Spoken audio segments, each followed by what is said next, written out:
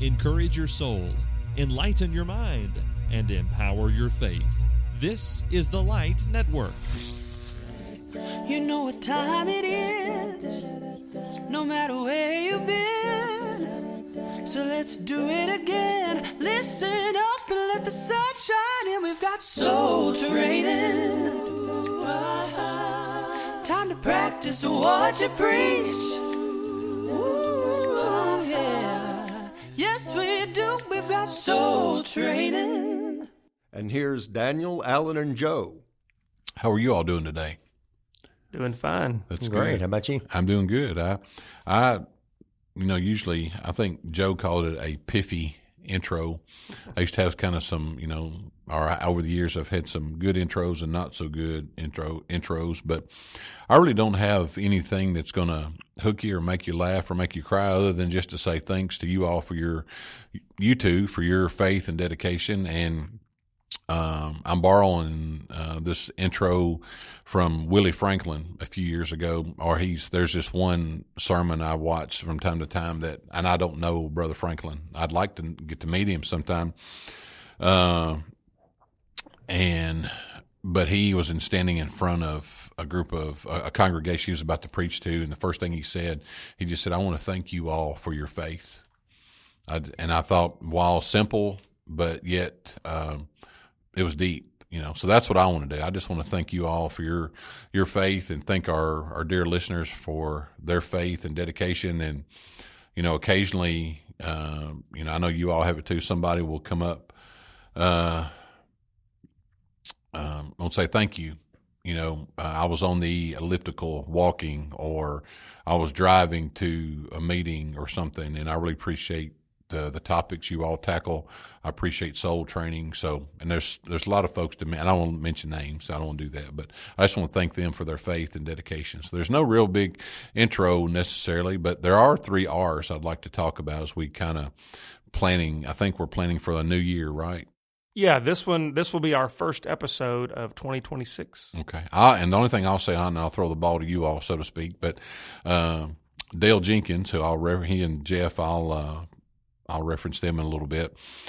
An article they had emailed us. But Dale always used to talk about the 3 R's when it comes to anything, and I still use that in my everyday life. Is that reading, writing, arithmetic? No, that's it. We're in Kentucky, but we have advanced beyond those 3 R's. But these 3 are reflect, review, reflect, and reset. So that's something that I think this is maybe what we're after, to try to review the year, reflect, and then do a reset, so kind of go from there. I don't know if you can hear that phone dinging. I'm sorry. But if you could totally I'm sorry. Shut that off, that'd be great. Okay. For our listeners that don't know, Alan is a very prolific texter and is apparently in demand because he's ringing, buzzing, dinging all the time.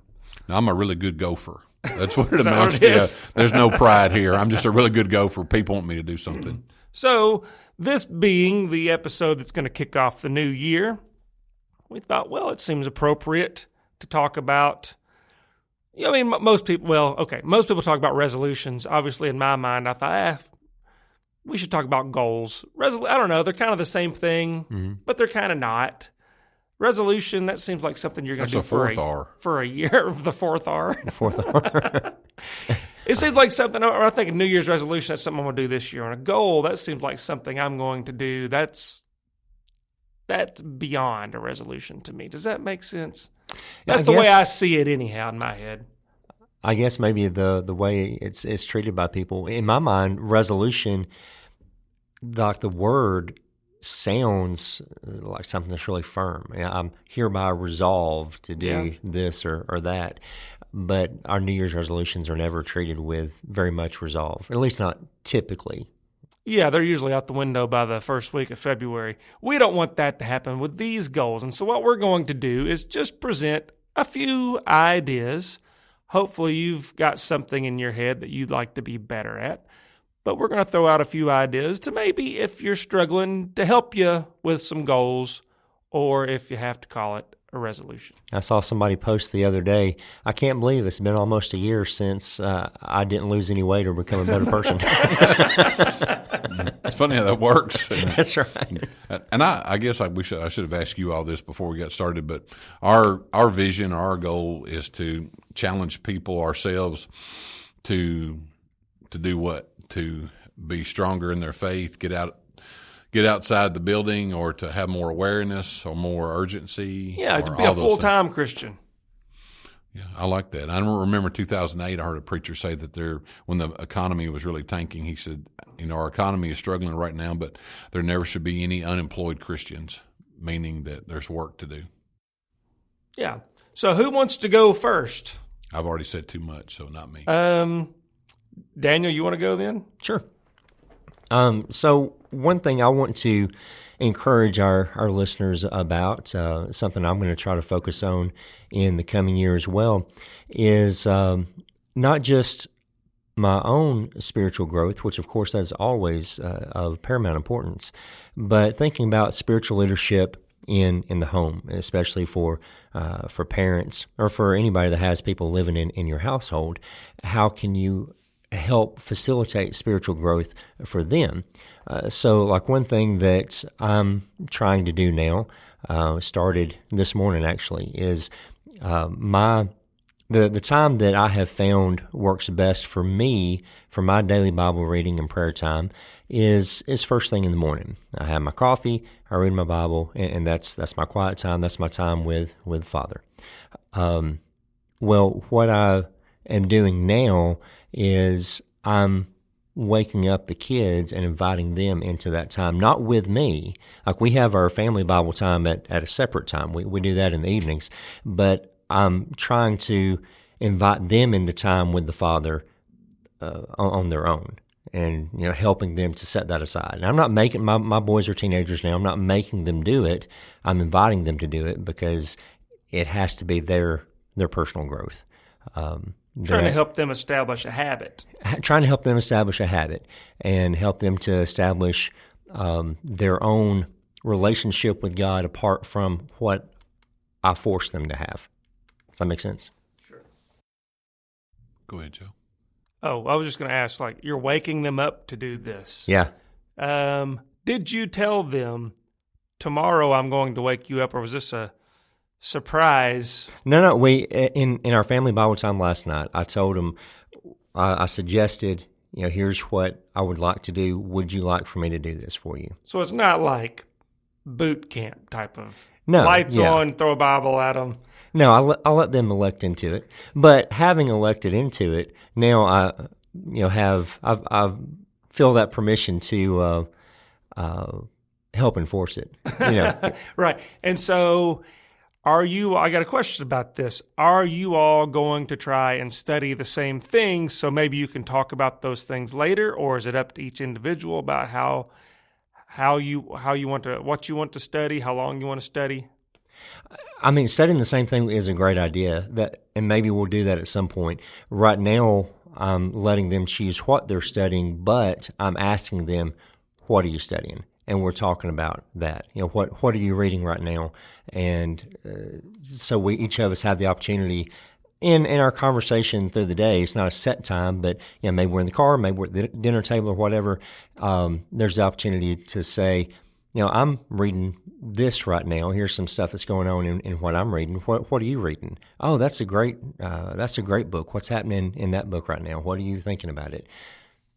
And I hate to just drill you with questions, but now my curiosity's piqued, so I want to know. Do you encourage any commentaries or devotional books or anything else, or are we just going to read through James or whatever?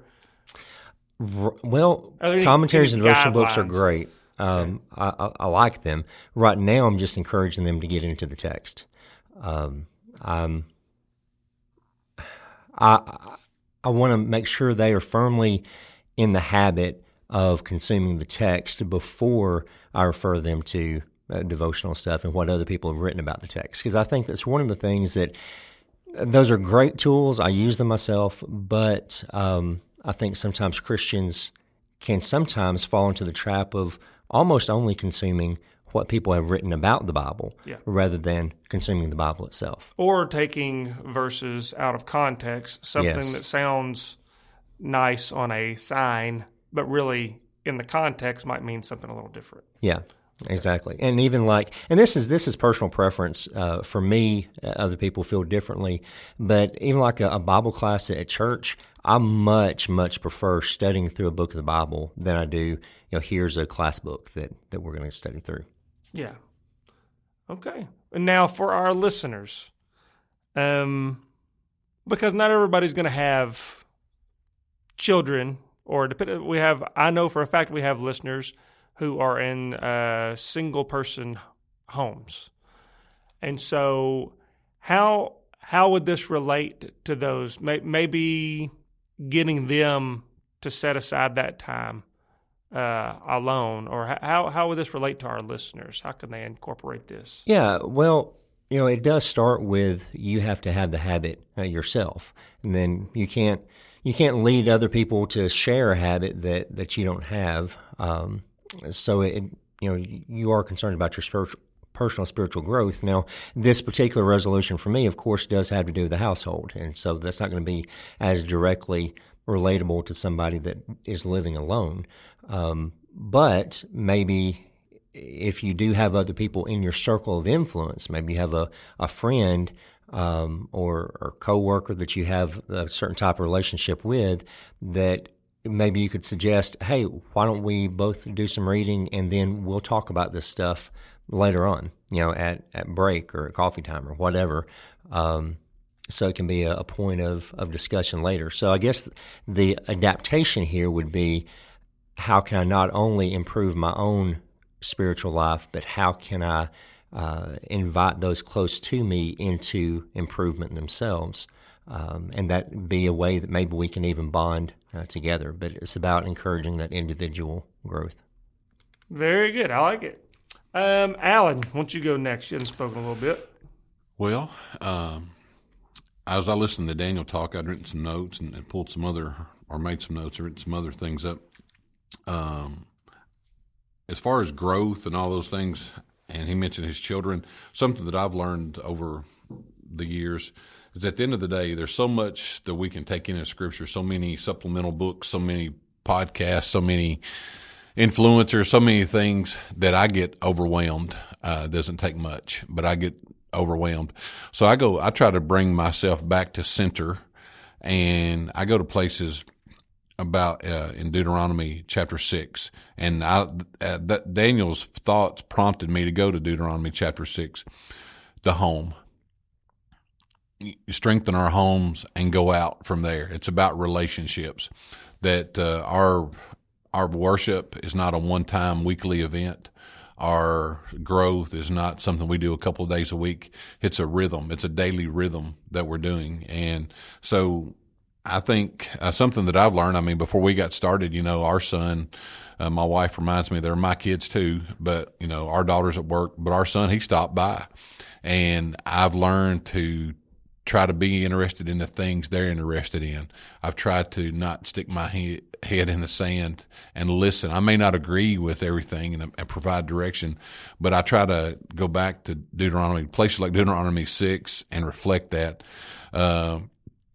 For me, that's a relationship. That it's a daily activity. Deuteronomy 6, beginning verse 1 says, "Now this is the commandment, the statutes and the rules that the Lord your God commanded me to teach you, that you may do them in the land to which you are going over to possess it, that you may fear the Lord your God, you and your son's son, by keeping all his statutes and his commandments, which I command you all the days of your life, that your days may be long. Hear therefore, Israel, and be careful to do them, that it may go well with you, and that you may multiply greatly, as the Lord, the God of your fathers, has promised you, in a land flowing with milk and honey." So when I read that, just those first 3 verses of Deuteronomy 6, I go back, I rebound to what Daniel was talking about. Your home, your relationships, intergenerational connections, being interested in what your kids are talking about, and then that will create they're not going to be shocked when you say, well, I'm going to have a Bible study, or we're going to worship today. That's just a part of life. that's just how it is. So I would, as far as the reflecting and so your goal is to strengthen your home. Yeah, strengthen your home. Or for our listeners, to strengthen their homes. And there's different ways to do that, obviously. But for me, it's about relationships, being involved, find things that your family's interested in. And if you mentioned single family dwellings. My dad died when I was 17 years old. So I caught a little bit of that single parent model, I guess. And so I can relate to that a little bit, not a lot, but I guess a lot in adulthood. But even if you are by yourself, you still have a great influence on your children, even your grandchildren by example. All of us have an example, whether you're married or single or widowed or whatever. Everybody has an opportunity to be an influence. So we had Jesse Wagner. I'll give Jesse a shout out. I don't know if he listens to us or not, but before he left, his last sermon, he said, if you see a need, fill a need. So strengthen your home, see a need, fill a need, relationships. Okay. So then I'm up, and I'm going to go, well, I guess it can be included in your physical family, but I was going to do something to maybe give a suggestion to help those who struggle with their spiritual family, or we live in a world post-COVID now. A lot of folks are just doing things online, and there's always been the problem of folks that would come to worship, which is a good thing, and then you never see them ever. They never show up to anything outside of that. Now, why?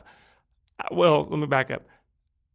My goal for myself and for our listeners is to try to do some things outside of worship with your church family. You're not going to know people well unless you get to know them. And whenever we're worshiping. We're not talking. We might get here, stay after 10 minutes and shoot the breeze, but you don't really know somebody unless you spent some time with them, getting to know them.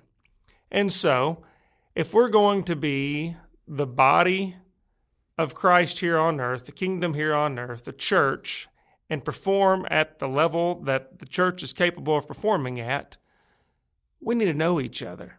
We talked earlier, before we started recording, and Alan has apparently been part of good sports teams and not so good sports teams. As a player and a coach. And Alan, tell the people what we talked about. The difference was one of the main differences. Chemistry, and I don't mean what the flask and the cigarette lighter and the Bunsen burner or any of those things.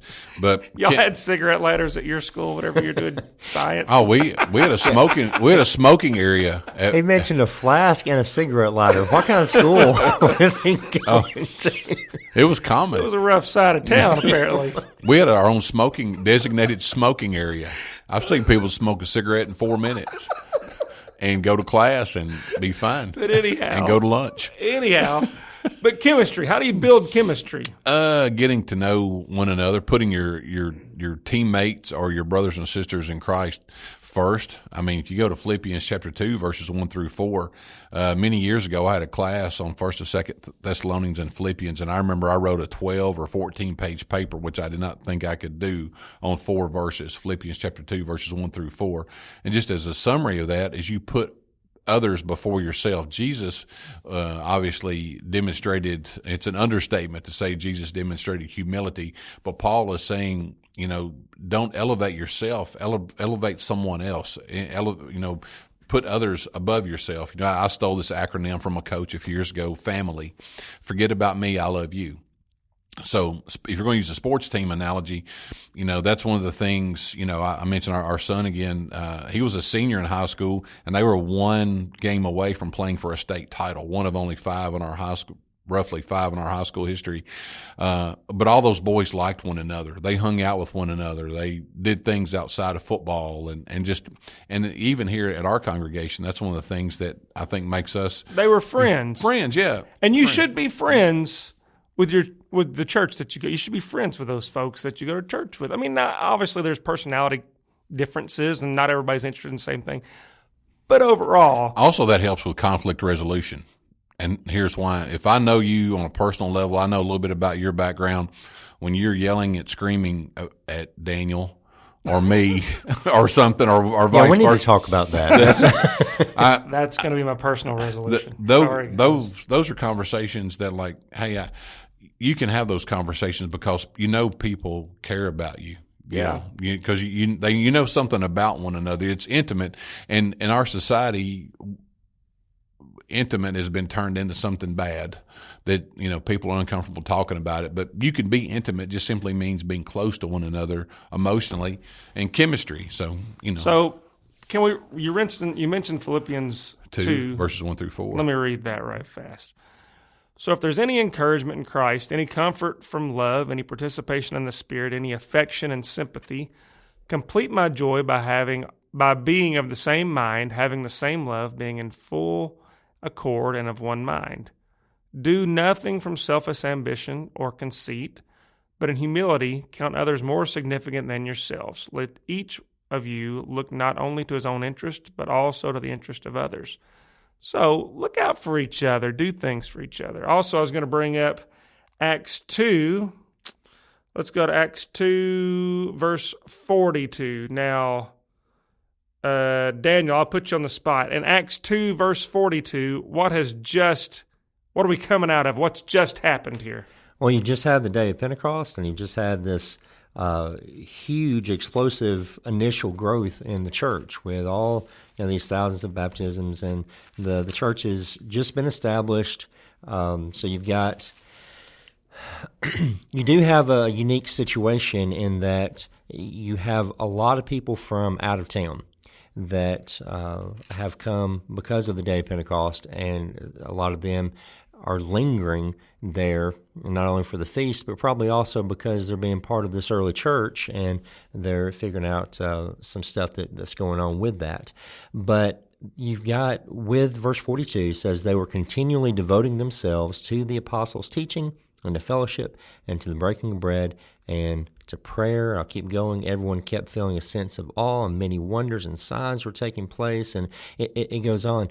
But they're day by day being together. It's not just we got together once a week. There's and it's not like a attendance kind of thing where it's mandatory that you check in every single day. It's more of a, I think, organic relationship type of thing that we're encouraging one another, or they're encouraging each other, they're teaching each other, they're growing in this early church together. Well, in verse 44, and all who believed were together and had all things in common. Mm-hmm. They were together. In verse 42, it talks about fellowship. Yeah, they were doing some things in here that were worship and learning and stuff, but also they were just together. And if you're just together, you're going to have conversations about how's work going, how's the kids, whatever people talk about, sports, whatever. They were just together. They knew each other, getting along, being together, building those relationships. Because we didn't read, but in verse 41, it talks about all the people that were baptized and added that day to the church. Those people didn't all know each other because it says about 3,000 souls. They didn't know. I don't know 3,000 people. Maybe they did. But my guess is they were just mingling together. And it's like I've heard T.J. Kirk say, "You love Jesus, I love Jesus too." And they start there. They just have a conversation because they have that common thread. Yeah. So in our goal of trying to do what the first century church did, we try to emulate their worship, right? We should also try to emulate some of their non-worship spiritual building events like this, and their attitudes of being together. Yeah. So and I'll just let you, 1 second. Sorry. You're dying. 1 second. I'm on a roll, Alan. You're doing your Stevie Wonder. I am doing my Stevie Wonder. So if your congregation where you attend has things, if they've got a potluck And anybody that knows me well, I don't know if you guys know me this well or not, I hate potluck. I don't like them. Really? I couldn't tell. You had 2 plates. It's the most recent one. Well, there was food. You seem there. pretty happy to be. But it's not. It's not my. I love the fellowship. We'll talk about it afterwards. It's not my thing. What don't you like about I'll potluck? tell you afterwards. Come on, don't let me ruin potlucks for everybody. But I go because I want to be there and talk with folks and build those relationships. So if your congregation has potlucks, go. If your congregation has a game night, go. If your congregation has a service project, they're going to rake leaves for some elderly widows or something, go do what you can. You will benefit from doing those things, and the other folks that are attending will benefit from you being there. So that's my encouragement. I think that should be a goal of all of ours, to be more involved. Yeah, just being together outside of worship service builds that camaraderie so much. Like one of my favorite things that we do here, tell them about the dinner for 8 thing. That's such a great idea. Yeah, and it's not original to us. We stole it from somebody. I don't know. But we've got it set up. We do this thing called Dinner for 8, and so it's kind of a rotating thing. People sign up, and it's essentially a way for folks just to have dinner once a month at someone else's house with a different group of people. Usually it's couples sign up, or if there's singles that want to go, they'll find another single, and that will be their 2-person party right there. And so you just sign up everybody, and then put it in AI or whatever you do to get a schedule sent out. So hopefully you're not eating dinner with the same 8 people every time, but it rotates, and you intermingle, and you go to folks' houses, or you can go out or whatever you want to do. You can do it at the church basement, but it's just a way. All you do is eat dinner together. You and 7 others, so 8 people. I've gone to a few of those, and there is so much breadth and depth to those conversations that you learn. I mean, I won't mention their names; you would know them. But I participated. Is that your New Year's resolution, to not mention names? Well, I just don't know. I don't know. Kinda. I've been watching. We were talking about defense attorneys earlier, so I'm kind of thinking about the legal side. But this couple who frequents our congregation, they live most of the year in Alaska, and it was so cool to talk about how they taught in the local public school in Alaska. Personally knew Eskimos, and just the whole everything. It intrigued me. I mean, now that sounds cheesy, but I mean, he had pictures, talked about icebergs and the climate, but I would have never known any of that had I not went to your father-in-law's house to sit down and just listen. I didn't know. I've mentioned this before. I got to know him a different way. So. My wife is an English teacher, and if I've learned anything about English from her or literature from her, it's that in a book, when there is a meal that people are sharing, something important is happening. And that emulates real life. Whenever we share a meal with other people, something important's happening there. You're building those relationships. You're learning things that you wouldn't learn otherwise. It's a little more laid back, especially in someone's home. It's not formal or anything. You just talk, learn each other. It's a good thing. It is, which this is not the main thrust of what we're talking about in this point, but kind of circles back around to something we were saying earlier. Eating together as a family also is important. And so many families never sit down at the dinner table anymore. They're always eating on the go or in front of the TV, or even if they're at the table, everybody's got their phones, whatever. That's such an important time of family bonding, sharing faith and values, and it's actually a big.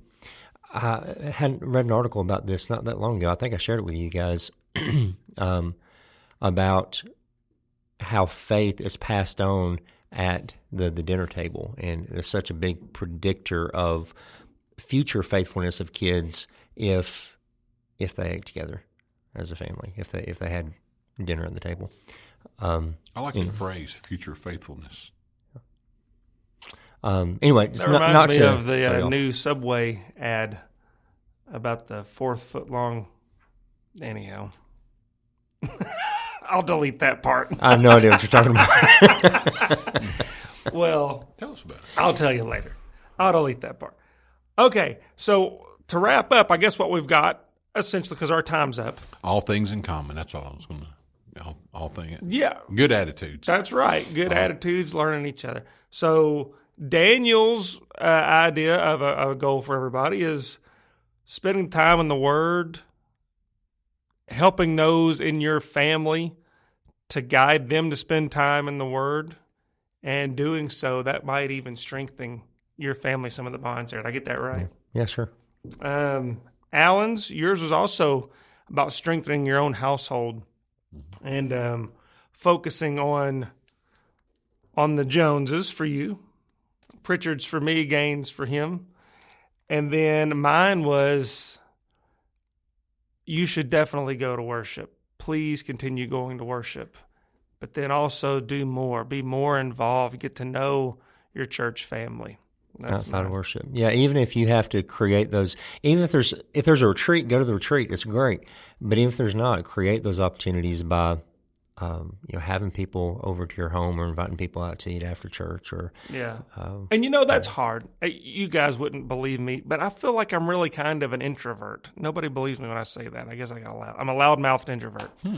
But it's tougher for me to start something like that than others, but sometimes you just got to dive in.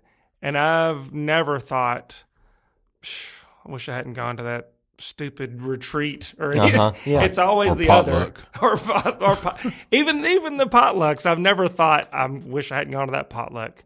I'm glad I went. You're right. There's this lady named Patty that I used to go to church with, and one thing that she did consistently that I thought was just so great was whenever there was somebody that was visiting the congregation, somebody new, she very frequently would invite that person to dinner. She'd feed them lunch, invite them over to her house, but not only them, somebody else that's already in the congregation that demographically fit with them, like would be a good, maybe same age, same place in life as the visitor, trying to facilitate connections and friendships. Like, maybe you're at a different place in life than I am, but this person over here is in the same place of life as you. I'm going to invite both of you over to my home, hoping that you'll become friends. And so she just built connections, not only with herself and other people, but trying to foster other connections as well. I thought that was great. It's kind of like a positive support group in some ways. To springboard off Patty's idea, I know at our congregation, Daniel's not afraid to name names. He's not. And I hope Patty's listening. But we have, we have the widows and widowers luncheon. We have things for the youth. We have things for the young at heart. But you mentioned the youth. Yeah. Watch this. I'm going to tie it all together. Go, Joe. If you're going to strengthen your own home and build the spirituality of your own family and build their spiritual strength, have your young people in your home go to youth events. See, I tied all three together. There you go. Do that because, again, they're never going to regret going out and doing something with the youth group, and you're not going to regret allowing those foundational steps to be built there for them too. It's very important. I know. So whenever I went to church, whenever I was that age, younger, teenager, whatever, we didn't have really a youth group. There weren't many of us, just 4 or 5 that were my age. And we all knew each other. We were friends. But we didn't do a whole lot. But certain congregations, our congregation especially, have a large youth group. And I know other congregations out there too have large youth groups. But they don't have 100% participation. If your child's one that doesn't like to do things with it, I would really encourage them to get involved with the youth group. They're going to build lifelong friendships, memories. Those seeds that are planted them might be helpful in the future. Yeah, absolutely. And model involvement yourself, going back to yours, make sure you're involved in whatever group is appropriate at church as well. So I want to thank you, dear listener, for being letting us be a part of your spiritual diet today. We'd love to hear from you. What are your New Year's resolutions? What are you trying to do better next year than you did this year? We love that. Or if you have any questions or suggestions, we really enjoy feedback, hearing from you. We value you and think you are terribly important. Also, we want to thank the elders at the South Green Street Church of Christ for making soul training possible. On behalf of Alan and Joe, I'm Daniel. Until next time, keep soul training. Soul training. Time to practice what you preach. Ooh, yeah. Yes, we do. We've got soul training. To learn more, you can email us at soultrainingpodcast@gmail.com, or you can write to us, P.O. Box 503, Glasgow, Kentucky, 42142. That's Soul Training.